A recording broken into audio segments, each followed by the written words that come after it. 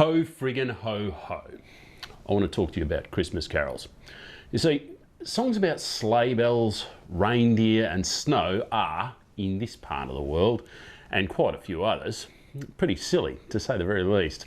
Look, it's commonly 40 degrees around this neck of the woods at Christmas time. That's Celsius, about 104 Fahrenheit for those folks that can't get their heads around the metric system. And we prefer cold beer to hot toddies or mulled wine, although I do know a good many people who don't mind things that are mulled, but that's a whole nother story. Anyway, given the heat at this time of the year and the resulting situation we have at the moment where vast swathes of this wide brown land have currently been burned beyond recognition, then the chances of catching anyone sane in a sweater, a scarf or a pair of warm woolly mittens are exceptionally slim. We don't burn Yule logs, we give fire a wide berth, as I've just alluded to. We don't gather under mistletoe, that stuff's pretty rare around this neck of the woods, and we certainly don't don any gay apparel. I mean, it's not that there's not people in this part of the world that don't get into buckles and leather and arseless chaps and those onesies with the funny looking flap over the back side to allow for easy access. It's just that it's too bloody hot. Anyway, I digress. Back to Christmas carols, and while I hate to labour the point, I'm going to, as I've mentioned, from an Antipodean perspective, they're just pretty bloody silly. And having said that, there's one that I find quite a bit sillier than the rest, although for a reason that's kind of different from that which I've mentioned so far. That Christmas carol is, drum roll, thank you, the 12 Days of Christmas. You see, on the surface, the premise of that song is quite plausible, but when you break it down, it becomes pretty clear that it's just patently ridiculous, especially when one considers that the gifts being sent by the true love appear to be cumulative as opposed to concurrent. Let me explain, and I'll point out some of the other silly features of the song and as we go along. First of all, I will inform you that I'm working on the assumption that the receiver of these various gifts is female and the giver of the gifts is male. I know this is quite a sexist assumption, but I think it's in keeping with the period of the piece. Look, if you wish to reverse the gender roles or assume a same-sex relationship, that's fine too. My assumptions here are purely on the basis and for the sake of convenience. So here goes. On the first day of Christmas, my true love sent to me a partridge in a pear tree.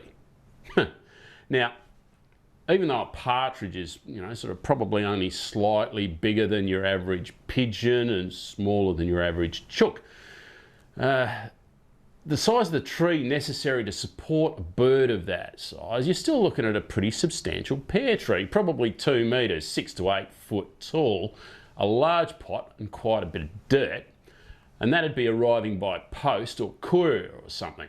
Now, I'm going to go out on a limb and guess that the delivery of this gift alone is going to cost the true love a pretty penny in postage or freight, and this, punters, is just the first day. We've got 11 to go and it gets much better from here. On the second day of Christmas, there arrived at our heroine's door, courtesy of the true love, 2 turtle doves, accompanied by, if you buy the cumulative theory, pertaining to the gifts in this song, another partridge in another pear tree. Now, I don't know the difference between a turtle dove and your common garden variety dove, and we're not told if these turtle doves are in the tree with the partridge or packaged separately, but we can assume another pretty substantial freight bill on day 2, and it only gets better from here. Day 3, our protagonist is presented with 3 French hens, in addition to 2 further turtle doves and another partridge in another pear tree. Now, how French hens differ from any other sort of hen is beyond me. Perhaps they speak with the outrageous accent and hate the English with the passion that only the French can muster. I'm not sure, but I'm starting to sense a theme here, and I'm beginning to wonder about the sexual proclivities of the true love. And I'm not left to wonder for too long, because we're told that on the 4th day, the true love sends 4 calling birds. Now, we're not told who they're calling or why, or how they're dialing or holding a phone without opposable thumbs, but we are told they arrive with 3 more French hens, a further 2 turtle doves, and another partridge in another pear tree. This dude's freight bill is mounting quite quickly, and I have more than a sneaking suspicion that we're dealing with a gent who harbours a pretty serious thing for birds, whether that's restricted to the use of feathers and can be classified as a fetish, or whether it involves the use of the entire bird, which I'm guessing would be more of a perversion. Is not something that's alluded to throughout the remainder of the song, but given the sheer weight of poultry being amassed, I'm tending toward the latter. Now, I reckon the true love realises at this point that he might be sending too strong a message with his feathered friends, so he changes tack, and on the 5th day, 5 gold rings. Now you're talking sunshine. That's enough to get the attention of most women. But he's not given up with the suspect ideas that he's already had, and he throws in another 4 calling birds, 3 French hens, 2 turtle doves, and the obligatory partridge in the pear tree. Day 6, and again with the birds, more or less confirming my suspicion about this guy's nefarious sexual intentions. But wait, my dear, he knows you want more and sends 6 geese a laying.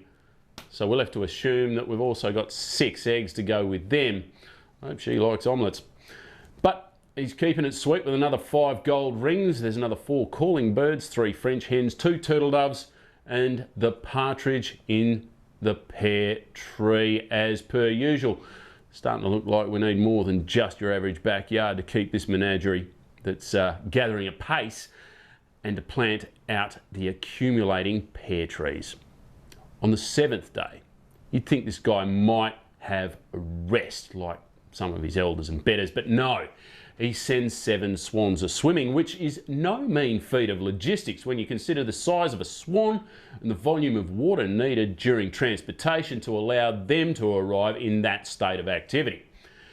Add on the 6 laying geese, 5 gold rings, 4 calling birds, 3 French hens, 2 turtle doves, the partridge and the additional pear tree, and we've got the makings of a pretty impressive poultry farm here.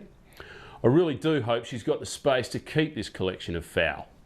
Now, day 8, we change tack. Enough already with the birds. But what? 8 maids are milking, which I'm to assume means not just 8 nubile young women skilled in the manipulation of udders, but also the arrival of 8 cud-chewing bovines, or goats perhaps. And where the hell is she going to put those, absent significant acreage and a decent milking shed? It's quite beyond me. And again, 7 swimming swans, 6 laying geese, their accompanying eggs, 5 gold rings, 4 calling birds, 3 French hens, 2 turtle doves, and the obligatory partridge in another bloody pear tree. Huh.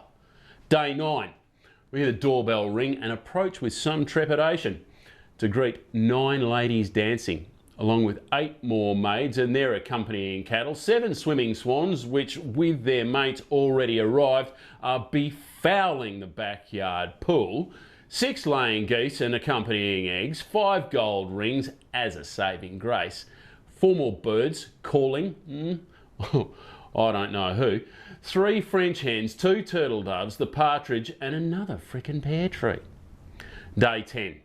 I'd assume by this stage the poor woman is positively terrified when the doorbell rings. She opens the door and across the threshold leap 10 lords, ahead of another 9 dancing ladies, 8 milkmaids with more bloody cows, or perhaps goats, 7 swimming swans, complete with beach towels and sunscreen, 6 geese trailing eggs, 5 gold rings, which we will need to flog right quickly to provide sustenance for the gathering horde, 4 more birds on the phone, 3 pretentious chooks ooh-la-laing, 2 turtle doves, another partridge, another bloody pear tree.